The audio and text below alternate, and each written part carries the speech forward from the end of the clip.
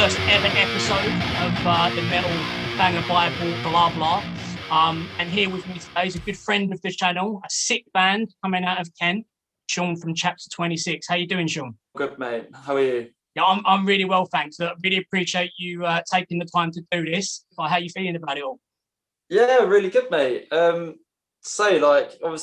we're all kind of like a group of mates. I knew our guitarist Nick and our drummer Matt before I actually started before the band Right. Okay. Yeah. started, and then I met our bassist Harry and our other guitarist Matt through the band. But yeah, we've all become like really good friends, sort of like playing together. And like I said, we kind of like started this project just as like trying to get together in a music room and just, like trying to make some sounds and that. Yeah. We expected maybe like 5 or 6 friends to kind of listen to it and just go, oh, that sounded all right. No, like since getting on Instagram and pushing it out there, like people like yourself, other promotion pages, other bands, like people who we don't even know have been doing it really well. Yeah, mate, it's been sick, to be fair. Like really enjoyed doing it. It's been a really good process. The EP in general, listening to Nothing Left to Gain for that opening riff. In fact, I'll probably going to use that for the opening to this, just because of that, mate.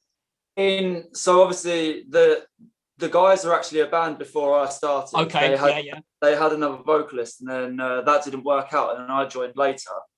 The first song that I actually wrote with these guys was the one, is this new single that we're going to be bringing out. Oh, soon. okay. It's kind of like a prologue sort of kind of thing, you know. So like it was first written, but then I think the first song that I actually wrote that's on the EP with these guys was, I think it was Dark Thoughts. Okay. Yeah. That's I'd probably say as well, like during the process of the EP actually getting made, that's the one that had like the most attention in terms of production. And then it just kind of goes from there. So I guess the process with us is kind of like Nick and Matt will write a few riffs and kind of like bounce off of each other. Yeah. Then our drummer Matt, we all call him Mead because that's his second name. So Mead will kind of add drums to stuff. Harry will write a bass line for it, and then I'll write vocals to it. And then, you know, there could be like a little bit where I'd be like, I'll drop some notes there because it'd be good to do like a vocal break, like in the breakdown at the end of Nothing Left to Gain. Yeah. Like, vocal break in there. So I really enjoyed doing that, actually. And the first practice that I went to with these guys was obviously like quite nerve-wracking because it was literally, so the practice was on a Sunday night and I got asked to come on the Saturday. So obviously I had no material written, but I had to kind of jump in and kind of like prove that like I could do it. So they were just like playing songs through. I had no lyrics written for anything, and I'm just kind of standing there like, fuck, what do I do? Like an audition where you had to come in and prove that you had the ability to do that. I mean, it was, I kind of, like I said, the song that we haven't released yet, the one that we're going to be getting into the studio and doing soon, was the first one that I kind of heard. Yeah. Okay. Everything else I hadn't heard before, so I was just kind of listening to songs for the first time as they were being played and just trying to add vocals to it. Yeah. Like, on the spot. But yeah, obviously, like had a chat with everybody as well. Like realised that we all got on really well. They obviously kind of saw something in me during that practice, and they asked me to come back the next week. So, and then I started getting recordings of other songs sent through to me, so I could kind of write to them at home and then go back into a studio and kind of be like, oh yeah, no, I've actually got an idea now. But yeah, no, that first practice was probably the most nervous I think I've ever been for anything, because I was just like, what the fuck do I do? Yeah, well, I'd probably say there's like 4 main vocalists that have kind of mainly inspired me. Johnny Davey from Job for a Cowboy, Bill Bozeman from Whitechapel, Randy Blight from Lamb of God, and obviously every English teenage grunger's inspiration, Ollie Sykes. Yeah, no, he is a really talented vocalist, especially like there's quite a lot of vocal range there as well, like a lot of ability. Obviously that first EP they released, This Is What the Edge of Your Seat was made for, that was more kind of like a old school metalcore kind of vibe. And obviously County Lessons was deathcore. Then he completely changed his vocal style for Suicide Season. Yeah, and absolutely. that style kind of went through to Sempiternal. And then obviously there was That's the Spirit, AMO, where it was more singing, and then the last album, which was just kind of like there was a massive mix of everything. But Yeah. I'd probably say we kind of sit on that line somewhere between metalcore and deathcore, I guess. It's kind of hard to pinpoint exactly what it is, because there's obviously, like in Waste Away, there's quite a lot of deathcore elements, but then like Nothing Left to Gain is obviously like quite a metalcore type sound. I don't really know, man. I mean, I'm open to kind of anything, so it's just, if it sounds good and we can produce it, then I'd 100% be up for trying anything. I mean, personally, I can't sing, so if they wanted to go down to kind of like put some clean bits on there, there are actually parts of like the songs that we've got at the moment where I kind of think like clean vocals would fit quite well, but obviously none of us can sing, unfortunately. We've all got, as much as I would love to definitely give it a go, I feel like it would just be a nightmare for me, the singing coach, and everybody else who heard it.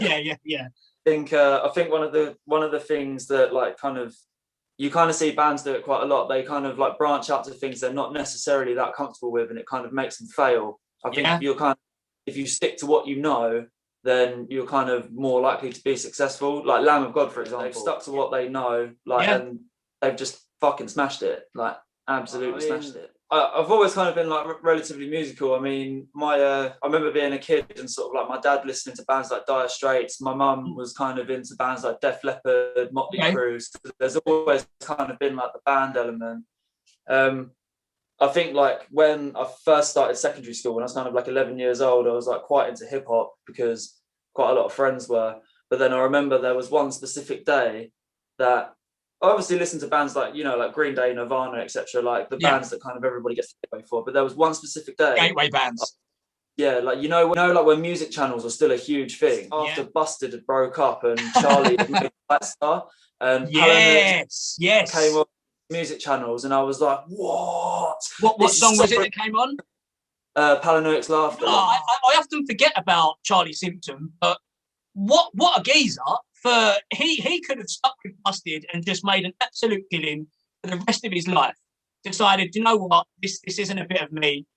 I'm starting up, and that's what got you into that side of music then. Yeah, I suppose they're kind of like the gateway to like the really heavy stuff, because they were like them and Bullet for My Valentine were like the first kind of like heavy. And then from there it kind of went like Job for a Cowboy, Bring Me the Horizon, Nile, like kind of like more deathcore / tech deathy bands. And then just kind of like listen to everything on the spectrum. So from like Foo Fighters to Necrophagist.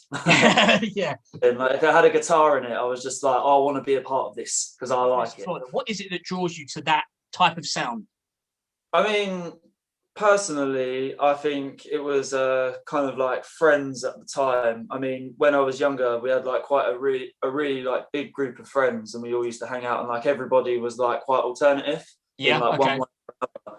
And it was kind of like me and my friend Josh, we call it the Grunger competition. Sort of like you try to think like more alternative than somebody else. So I suppose there was probably an influence of that. But then when you kind of like normalize yourself with the music and you start to listen to it properly and kind of like hear all the artists, like when you first hear like really heavy bands and all your friends around you, like, why would you listen to that Grunger shit? It's like, you just don't.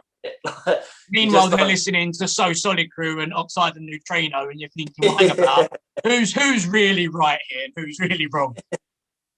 Yeah, exactly. It's all music at the end of the day, and it's all different vibes. Like no disrespect to Oxide and Neutrino, So Solid, by the way. 21 Seconds will always be a bang up, but at the same time, you still listen to that? Or people would mock you, but rolling. It's like, okay, it's still a fucking banger. And truth be told, there's a lot of songs released around that time, and I reckon more people remember Rolling than they do a lot of songs from those eras. I mean, my music taste is kind of like all over the place now. Like I just literally listen to pretty much everything. Again, like it's from kind of like death metal to bassline house these days. Yeah. Like, just in the last week, for example, I've been listening to a band. Well, I suppose they're a band. They're kind of like a rap trio called Bad Boy Chiller Crew. Oh, right. Okay. They're kind of like bassline house influenced, but then also at the same time, I've been jamming Error's new EP. Which is sick. Yeah, that's so sick. I mean, I tell you what, well, JT Cavey's really expanded his vocal style in that EP as well. Yeah, that's something really good. There's more variation as opposed to just kind of like the metalcore / hardcore kind of like style that he was doing. But no, it's really good. No, really I mean good. that if you look at, I mean, last year, so I think the only new one this year was Scorpion Hymn. But just as an EP, if you take, you know, ignore when they released, that's a fucking solid EP. That's four non-negotiable. Every song is a banger on the album. Absolutely every one. Like, very different. So yeah, no, completely agree. Who you picking? Who you playing with? That is a really tough one. I think on the current scene at the moment, I'd love to be able to share a stage with a band called Asleep at the Helm. Okay.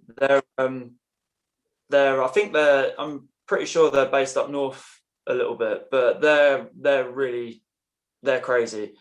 They're kind of like a bit like Envisions actually, and Envisions are actually a band that I'd love to be able to share a stage with because I mean, Jesus Christ, crazy. I actually saw them for the first time before lockdown. I think it might have been beginning of 2019. Yeah, okay.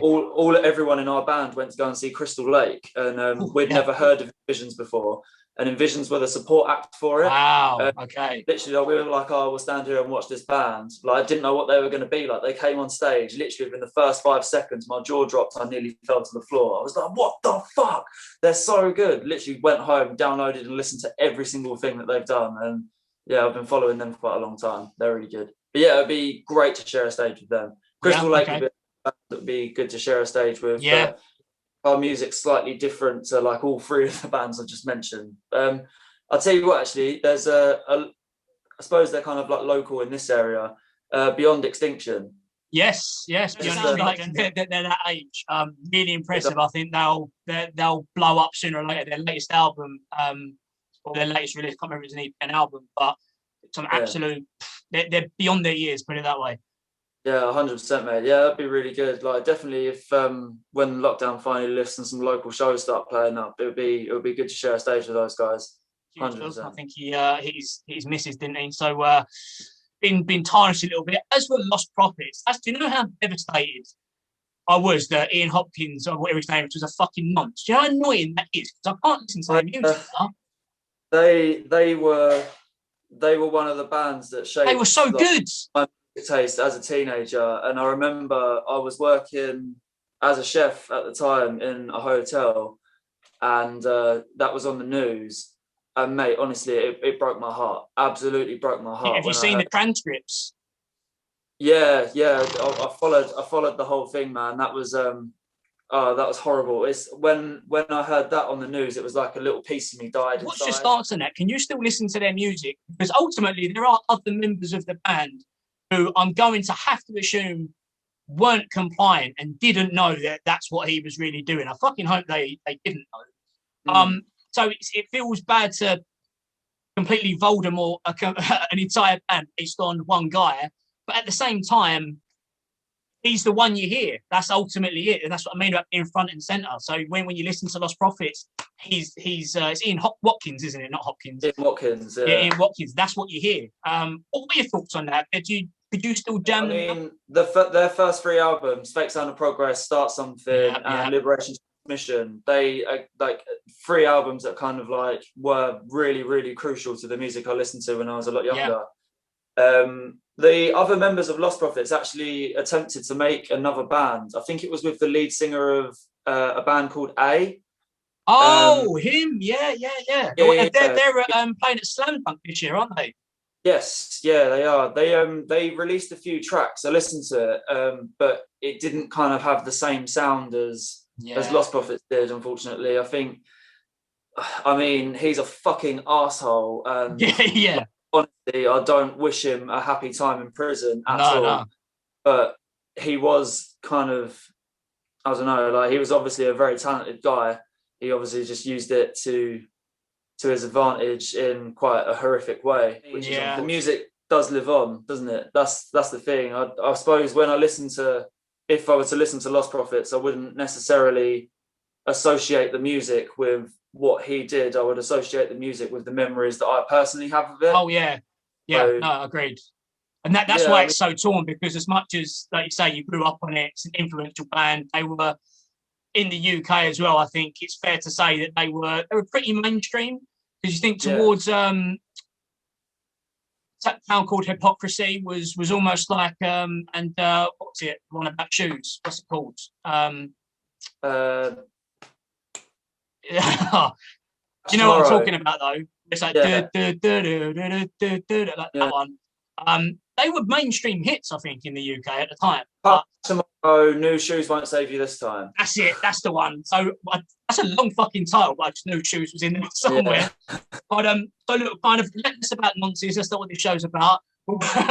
More about look, mentality. What's some of the best gigs you've ever been to in your life? Which ones stand out? Oh, there's a fair few, man. I'll tell you what. Do you know Don Brocco? Yeah, love a bit of Don Brocco. I've seen them twice now. There was Slam Dunk a few years ago. They're at Slam Dunk this year as well, I think. Yeah, they are. I'm really looking forward to that. You're going, are you? Yeah, you. Well, do you know what? After seeing that lineup, I don't. There's now that since again the channel, there's so many bands that I'm like, I fucking know like more than half of these bands, and I like them all. Like Wargasm are right at the bottom. I'm like, I'd go to see them if they were one of the main acts. Like, I really like their stuff. Yeah. So who else? Sorry. Yeah, like I said, Don Brocco. Because every time you kind of see them, they're just so energetic on stage. They kind of just. It's like you're watching a band, but at the same time, like you just want to have a dance because it's like really great. I've seen Ed Shikari quite a few times. They're incredible live. They're actually the first ever band I saw. I saw them just as after they released "Take to the Skies" when was that? 2006, 2007. Wow. Jesus, that was a really good gig. And then like I say, I saw Visions a couple of years ago. They completely blew me away. Like when I see support acts, I'll tell you actually another band. I went to a Being as an Ocean gig at the Dome in Tufnell Park maybe about 4 years ago. Okay. And he played with a band called Burning Down Alaska, and they their name to Alaska, and then they got a clean singer as well. But mate, they were fucking phenomenal. Again, support acts, when you go and see like the band you're actually there to see, and then the support act comes on and just completely blows them away. That's insane. Yeah, man, I don't know. I've been to so many gigs through the Metal Banger Bible, but preferably so. But who have you kind of also discovered recently that you feel like you've heard them and you're like fucking hell, where have these come from? You mentioned Beyond Extinction probably being one, but who else has stood out to you? Again, I mentioned them earlier. A band called Asleep at the Helm. Okay. They're like a band that I've recently found that have just completely blown me away. Do you know a band called The Human Veil? I think they're from Manchester. Yeah, 8612. Yeah, man, they're crazy good. Like really, really, really great. I'm looking forward to hearing more from them. Who else? A band called Axty, Axty. I think they're Brazilian based. Okay, that's a new one. Yeah, they're relatively new. They've got some really good stuff out there. It's crazy. Oh, and Violent Answer. His delivery is really dealer-esque, and then they've obviously got that frantic, almost just constant breakdown, alpha style. Amazing band, big lovers of Violent Answer. Yeah, I mean, you probably saw it. They released a video of their vocalist doing a one take. Oh yeah, it's like I need to hang up a mic because I'm never. I get you. That's fucking insane. I think I definitely liked and shared that, and I don't usually do the whole one takes or playthroughs because that's not what the page was originally for about. But I think I had to share that because I was just like, you know what? I mean, that I would love to see them live. Jesus, I hope they can come over one day. That would be cool. If not, I'd honestly be tempted to fly to Poland to go out there because mate, if they're playing in Prague, that's a good weekend. Yeah, yeah, exactly. Cheap beer, decent music. Mate, that's what it's all about. Right. A couple of quick fire questions. Just want the first thing that comes off the top of your head. Okay. Okay. Favorite conspiracy theory? Favorite conspiracy theory? I'm not really a conspiracist. No, not a flat earther then, no? Maybe. I mean, my friend Josh actually kind of said to me, we were discussing like the whole COVID thing. Yeah. Could actually be a way to kind of push Brexit through without anybody actually noticing that it's all been a complete shit show. So mate, I guess post that on Facebook. Somebody will believe it. Favorite movie villain? Probably either Freddy Krueger or Jason Voorhees. I don't know. I just kind of like grew up with the whole horror kind of thing, and they're just both like Friday the 13th and Nightmare all the Before Elm Street. Or classics. Nightmare on Elm Street. Yeah. Nightmare Before Christmas on Elm Street. Yeah, Nightmare Before Christmas. Yeah, no, they're just classics, aren't they? So no, agreed. Listen, you can't go iconic both of them. When you were a kid, maybe even present day, what were you scared of? Spiders. Spiders. All right, is that still the same today? Yeah. I mean, I've kind of got better with them because obviously, like, you know, as a kid, it's kind of like your dad or the caregiver that has to deal with the spiders in the house. Since me that has to deal with it, so I've kind of got a bit better. But so long as I can see them. But if somebody came up to me with a tarantula and was like, "Would you want to hold it?" I would probably run away. The household spiders. I don't know what you are. I don't know what your agenda is. I don't know what you're here for. I don't know if you're poisonous. You're going to sting me. What? What's that? Says you're just a wild rabid spider. Why? Exactly. I don't trust you. I didn't ask you in here. I'm not fucking with you. Time to wipe. Do you stand or do you sit? Sit. You sit. Okay. Can you believe that there are people out there that stand and think it's weird to keep seated, to keep sitting while you wipe? Yeah. I've had this conversation far too many times. Yeah, there's it's like people's toilet habits, I suppose, are very different as it's very personal private. But I suppose like it kind of comes down, it's the similar kind of argument of, do you crunch the toilet paper or do you fold it? Oh yeah, okay. Well, I'm a folder.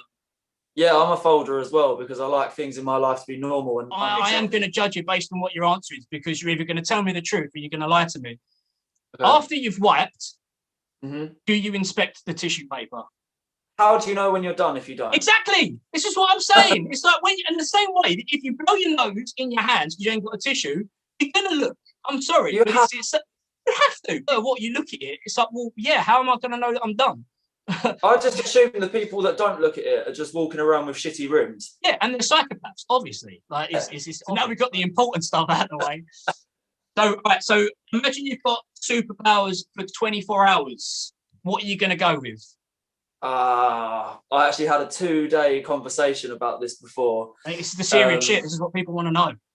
Is serious shit. So basically, I don't know if this counts in like a full world scale, but are you familiar with Dragon Ball Z? Ish, yeah. Like I know what it is, but probably not in depth. So if I had the ability to be like a Saiyan or a Super Saiyan or something like that, yeah.